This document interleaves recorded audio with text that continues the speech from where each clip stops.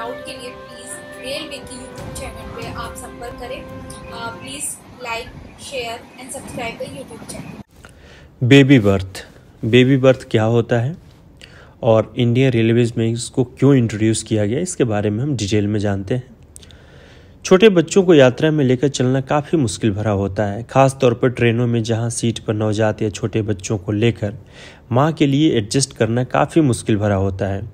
छोटे बच्चों की माँओं को इस परेशानी को ध्यान में रखते हुए रेलवे ने एक पहल की है जिसमें उन्हें बच्चों के लिए बेबी बर्थ मिल सकेगी। ट्रेनों में यात्रा के दौरान माँओं को बच्चों को लेकर सोने में काफ़ी परेशानी का सामना करना पड़ता है।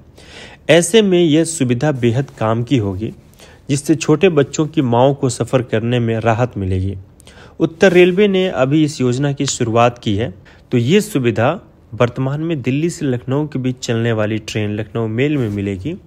इस ट्रेन के 2 बर्थ पर यह व्यवस्था की गई है। लखनऊ से नई दिल्ली को चलने वाली लखनऊ मेल यानी कि 1222, 29 और 30 की एसी कोच में इस तरह की स्पेशल बर्थ को जोड़ा गया है। हालांकि ये पूरा का पूरा एक्सपेरिमेंट के बेसिस पे भी है। लखनऊ से चली ट्रेन के B4 कोच में 2 सीटों को बेबी बर्थ के रूप में जोड़ा गया है।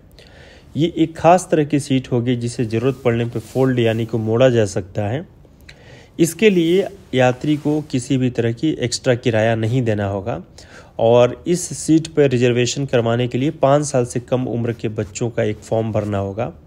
अगर इन सीटों पर रेलवे को अच्छी प्रतिक्रिया मिलती है तो इस सुविधा को दूसरी ट्रेनों में भी शुरू किया जाएगा।